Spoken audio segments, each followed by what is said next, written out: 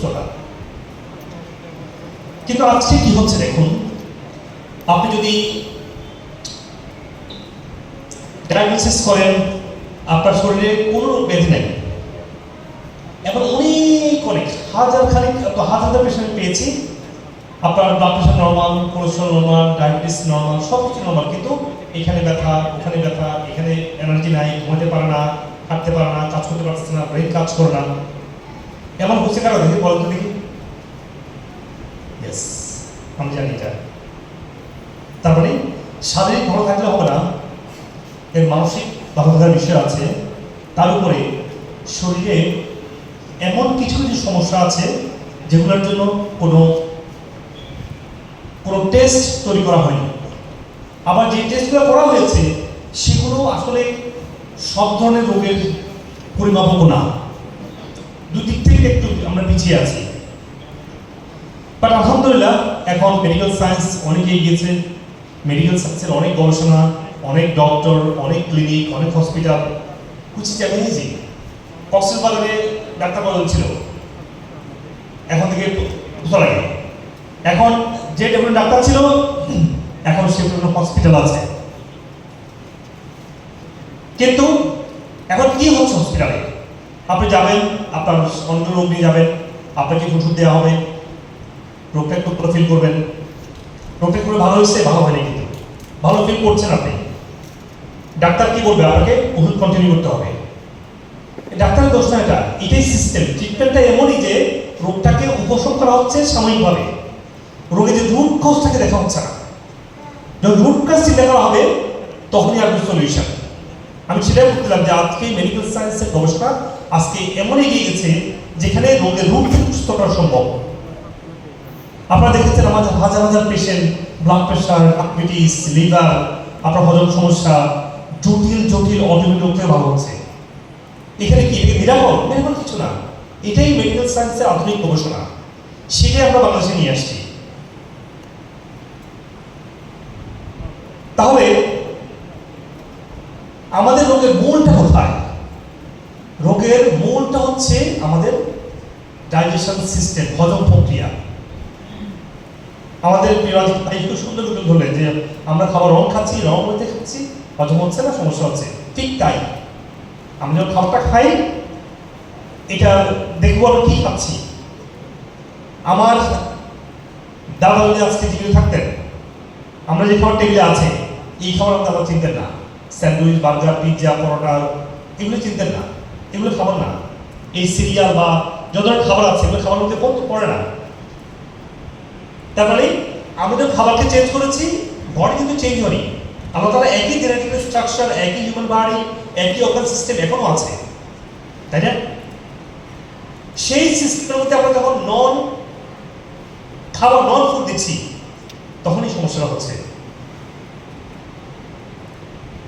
এখন রং ফুড হজম হবে না, ইনডাইজেশন তৈরি করবে। যখনই খাবার ইনডাইজেশন হবে তখনই লিভার ইনজুরি হবে, লিভারে গিয়ে ফ্যাট জমা হবে, লিভারে গিয়ে টক্সিন জমা হবে।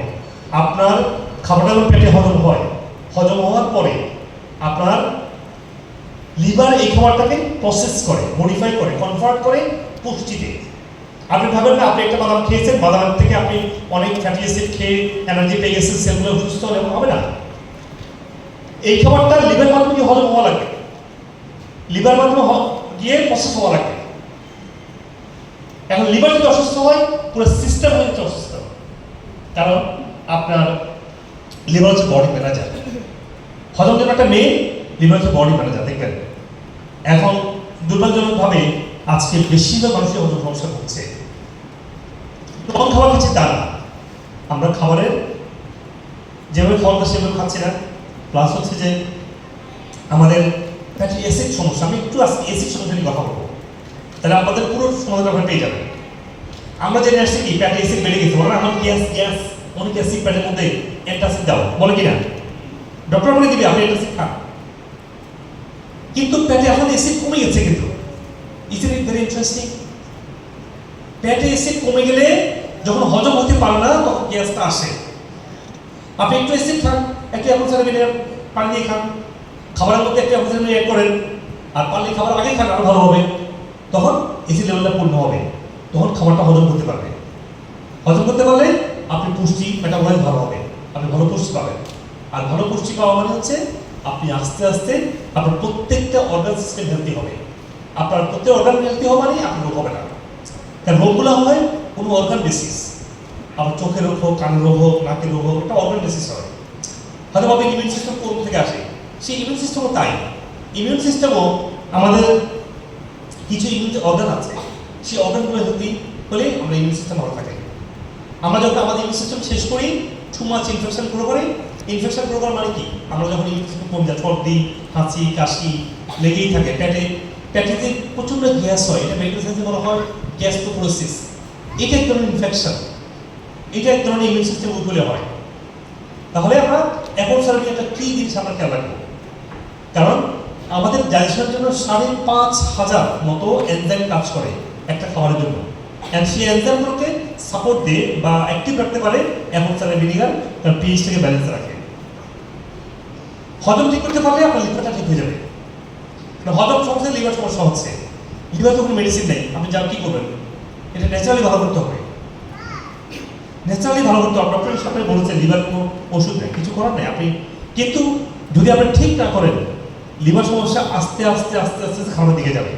ফ্যাটি লিভার হবে, গ্রেড 1, 2, 3, ফাইব্রয়েড হবে, এরপরে ফাইব্রোসিস হবে, এরপরে কি হবে, আপনার লিভার সিরোসিস হবে। আপনাকে হজম ঠিক করে লিভারটা ভালো রাখতে হবে। লিভার ভালো রাখলে অন্য রোগগুলো আপনার জন্য সহজ হয়ে যাবে ইনশাআল্লাহ। এখন আমাদের একটা ভুল ধারণা আছে, মনে হয় হজম সমস্যা তো মানে আমাকে অ্যান্টাসিড থেকে ভালো থাকতে হবে।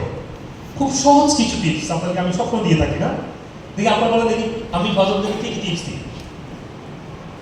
আমি কী কী টিপস হজম দিয়ে থাকি দেখি বলতে। 1 নম্বর টিপস কী দিই, অ্যাপল সাইডার ভিনেগার। 2 নম্বর লেবু। তারপরে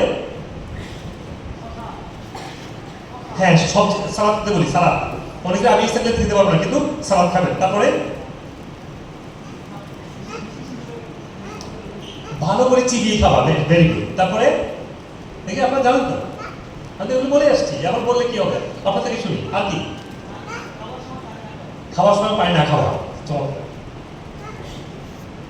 খাওয়ার সময় পানি না খাওয়া, রাইট। আর কি,